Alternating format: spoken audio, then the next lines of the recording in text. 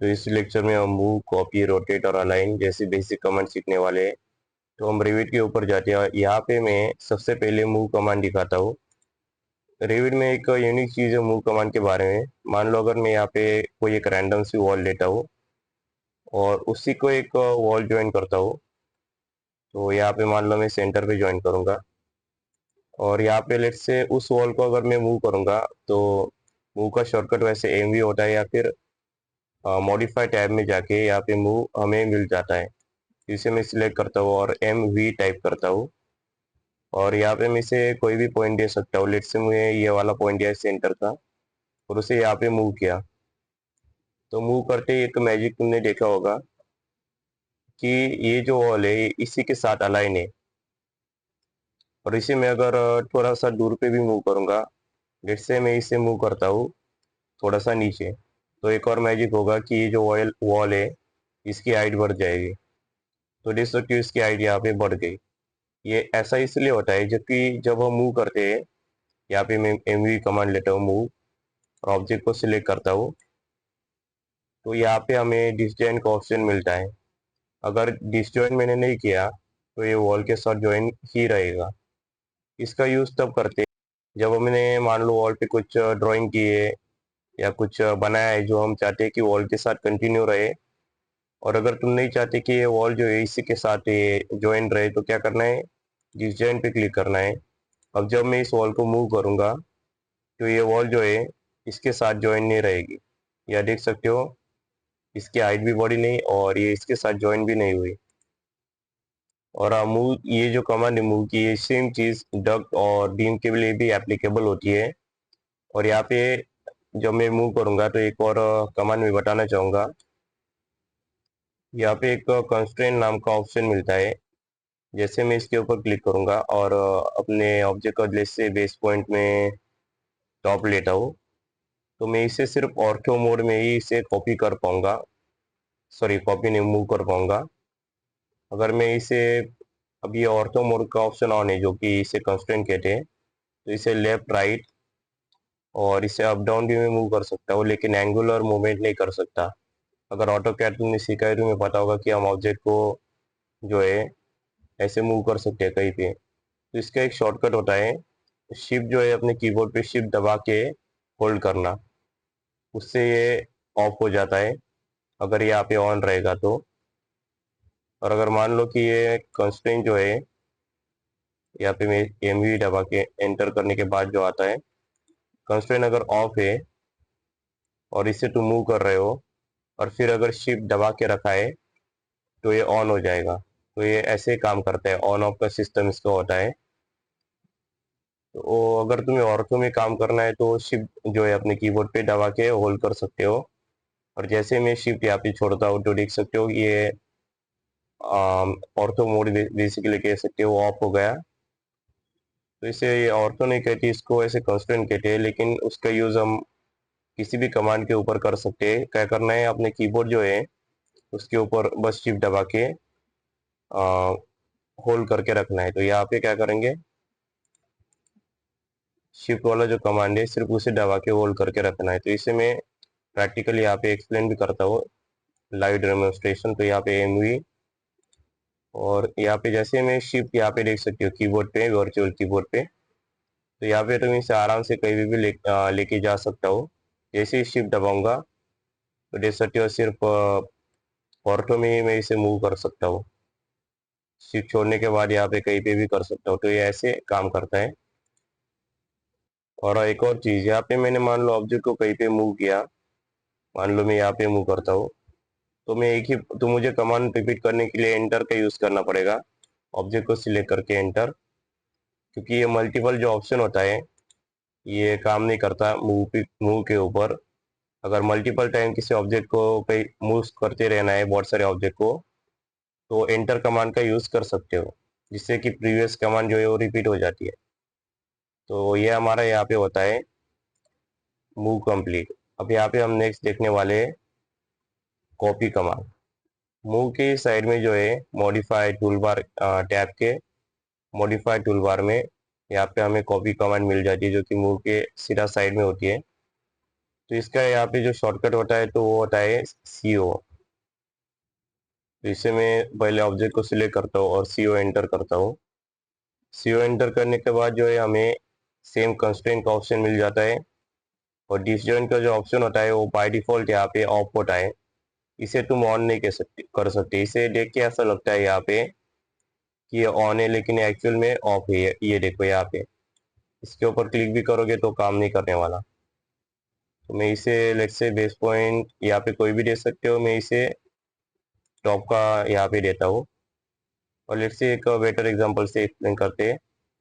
Rivet में क्या होता है, जब हम कॉपी कमांड का यूज करते हैं, तो मान लो मैंने बेस पॉइंट यहाँ पे टॉप का दिया और अपने ऑब्जेक्ट को मैं प्लेस करता हूँ लेट्स से यहाँ पे 124 फीट के डिस्टेंस पे। इसके बाद अगर मैं फिर से इसे मान लो, अगर मेरा मल्टीपल ऑप्शन ऑन है, जैसे यहाँ पे सिलेक्ट करेंगे और CO एंटर करेंगे और यहाँ पे मल्टीपल को ऑन करेंगे, और मैं इसके टॉप से यहाँ पे बेस पॉइंट देता हूँ और यहाँ पे 120 फीट पे प्लेस करूंगा। अब जो नेक्स्ट जो प्लेसमेंट होगा, वहाँ पे तुम एक चीज नोटिस करना, यहाँ पे इसका जो जहाँ से ये प्लेस हो रहा है, जो बेस पॉइंट है, वो जो ऑब्जेक्ट हमने कॉपी किया, जो न्यू कॉपी है, वहां से अगर मैं इसे ले से 108 फीट पे प्लेस करूंगा और नेक्स्ट टाइम प्लेस करने जाऊंगा, तो वो जो न्यू कॉपी होगी उसका बेस पॉइंट कंसिडर किया जाएगा।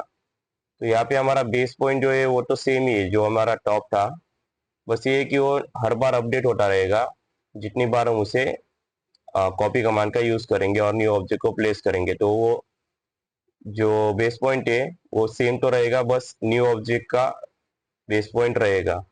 ऑटोकैड में क्या होता था कि मैंने मान लो यहाँ पे प्लेस कर दिया और नेक्स्ट टाइम प्लेस करने गया, तो पहले ऑब्जेक्ट्स की बेस पॉइंट कंसिडर किया जाता है। तो ये थोड़ा सा डिफरेंस है इन दोनों में, लेकिन कुछ मेजर डिफरेंस नहीं है, सिर्फ थोड़ा सा डिफरेंस है। इसका यूज हम कैसे कर सकते हैं वो भी बताता हूँ। लेट्स से मुझे ये सारे वॉल मैंने पहले डिलीट कर देता हूँ। इस वॉल को सिलेक्ट करते हैं, CO एंटर, इसे सेंटर देता हूँ और फिर इसे 20 एंटर, 20 एंटर। बस यहाँ पे इसे थोड़ा सा डायरेक्शन प्रॉपर चूज करनी पड़ेगी।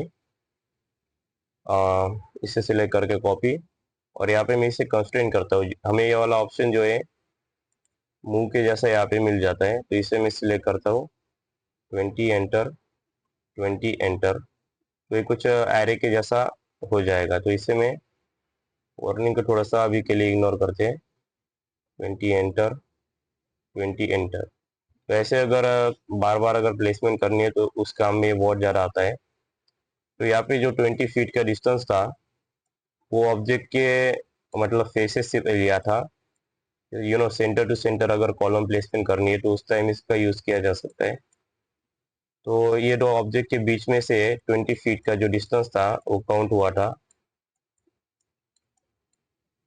अगर ये काम मुझे ऑटोकैड में करना होता तो मैं क्या करता, यहाँ से मैं फर्स्ट को 20 देता, फिर यहाँ से सेकंड जो होता उसे 40 देता, और थर्ड वाले को 60 देता, या फिर थर्ड वाला। तो ऐसे चलता रहता हमारा। तो रेविड में जो है ये थोड़ा सा माइनर डिफरेंस आ जाता है। तो यहाँ पे हमारा कॉपी कमांड कंप्लीट होता है। अब नेक्स्ट हम यहाँ पे देखेंगे रेविड में रोटेट कमांड। अब पहले मैं ये सारे ऑब्जेक्ट्स को जो है सिलेक्ट करके इरेज करता हूँ, और यहाँ पे मैं एक लेट से एक वॉल लेता हूँ, छोटी सी वॉल लेंगे इस बार। और आरओ कमांड जो सॉरी रोटेट कमांड जो है वो भी मॉडिफाई टूल बार में मॉडिफाई में यहाँ पे हमें मिल जाती है। इसका शॉर्टकट आरओ ही होता है, जस्ट लाइक ऑटोकैड। लेकिन यहाँ पे हमें जो है एक ऑप्शन मिलता है एंगल का, तो ये हमें ऑटोकैड में ही मिलता है। तो मैं एंगल लेट से 45 डाल देता हूँ, तो ये लेफ्ट साइड के 45 एंगल पे प्लेस रोटेट हो गया। और यहाँ पे डायरेक्शन बहुत मैटर करती है। अगर मैं इसे आरओ करूँ और सेम यही डायरेक्शन से 45 करूँ लेट से सॉरी -45, तो यहाँ पे डिफरेंस देख सकोगे कि क्या होता है। इसका सेंटर तो बाय डिफॉल्ट एक और चीज़ है, यहाँ पे जो हमारा ऑब्जेक्ट पे जब हम रोटेट यूज करेंगे तो ऑटोकैड में हमें पूछता है कि सेंटर ऑफ रोटेशन मतलब कहाँ से तो हम रोटेट करना चाहते हैं, तो बेस पॉइंट पूछता है हमें। रेविड में ऑटोमेटिकली आ जाता है। अगर चेंज करना है तो सेंटर ऑफ रोटेशन में प्लेस में जाके लेट्स से कहीं पे भी रैंडमली दे सकते हो। तो मैं इसे बॉटम में देता हूँ और यहाँ पे इसे देता हूँ लेट्स से -45। तो यहाँ पे देख सकते हो कि ये राइट साइड में 45 डिग्री के एंगल पे रोटेट हो गया। इसे मैं तो ये अगर समझो कॉपी करना है फॉर एग्जांपल, तो क्या करते हैं हम ऑटोकैड में आर ओ एंटर और सी एंटर करते हैं। तो हमें रेविड में क्या करना है, आर ओ से पहले इसे सिलेक्ट कर लेना है। सेंटर ऑफ रोटेशन यही रहने देते, कुछ इतना इम्पोर्टेंट नहीं है। इसके बाद इसे डिसजॉइन का कमांड इसके ऊपर भी एप्लीकेबल होता है, लेकिन पहले हम कॉपी देखेंगे। तो अगर मान लो मैं इसे कॉपी करता हूँ लेट्स से 90 डिग्री के एंगल पे, जो कि हमारा लेफ्ट पे आएगा। तो यहाँ पे 90 डिग्री पे कॉपी हो चुका है, लेकिन इस सीन से सेंटर हमारा बेस पॉइंट था, तो सेंटर से 90 डिग्री रोटेट होके डायरेक्टली इसके सेंटर पे आ चुका है। और ये जो है यहाँ पे अगर डिलीट करूँ मैं इसको, तो as a single object delete होता है। ये वैसे इसका मतलब ये होता है कि ये सिंगल यूनिट है, ये दो भाग में डिवाइड नहीं हुआ है। इसके बाद अगर मैं इसे लेट्स से ज्वाइन कर दे, दो ज्वाइन वॉल्स को अगर मैं लेता हूँ, तो डब्ल्यू एंटर जो हमारा वॉल का शॉर्टकट है, और यहाँ पे मैं इसे सेंटर से या कहीं से भी दे सकते हो। और यहाँ पे मैं इसे सिलेक्ट करता हूँ, आर ओ एंटर। और अगर मैं इसे लेट्स से अभी ये लाइन का एक मीनिंग होता है, वो बता देता हूँ पहले। ये लाइन ये सिग्निफाई करती है कि कौन से एंगल से हमारा जीरो जो है स्टार्ट होने वाला है। तो सबको पता है कि हमारा जो एंगल होता है वो जीरो से स्टार्ट होता है और जाता है 90 तक, ये तो पता है। लेकिन ये लाइन से क्या करते हैं, इस लाइन से हम ये स्पेसिफाई करते हैं कि हमारा एंगल जो जीरो है वो कहाँ पे होने वाला है। वो हम ऐसे भी कर सकते हैं कि यहाँ पे जीरो दे दिया, तो यहाँ पे हमारा 90 आएगा लेट्स से फॉर एग्जांपल, या यहाँ पे जीरो दे सकते हैं। तो ये हम स्पेसिफाई कर सकते हैं कि जीरो कौन से डायरेक्शन में रहेगा। और इससे मैं लेट्स से बॉटम की डायरेक्शन दे देता हूँ, और यहाँ से उस डायरेक्शन से हमारा रोटेशन होने वाला है। तो यहाँ पे डैश डैश लाइन में दे सकते हो। अब जो सेकंड लाइन पहले क्लिक करने के बाद जो लाइन आएगी, उससे हम तो जीरो डिसाइड करेंगे कि कहाँ आएगा। दूसरे लाइन से हम एंगल डिसाइड कर सकते हो कि कितना आएगा। तो यहाँ दे सकते हो हम एंगल, यहाँ पे डिसाइड कर सकते हैं। तो इसे मैं 30 डिग्री एंगल पे देता हूँ, या लेट्स से 55। तो देख सकते हो ये भी यहाँ पे ज्वाइन हो चुका है।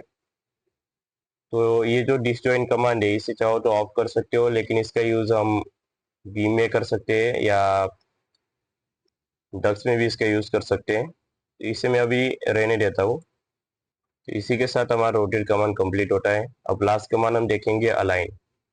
तो ये जो अलाइन कमांड है, इसमें क्या होता है कि पहले हमें मान लो मैं ये ऑब्जेक्ट थोड़ा सा छोटा कर देता हूँ, और अलाइन कमांड के लिए हमें यहाँ पे जाना पड़ता है, जिसका शॉर्टकट होता है AL।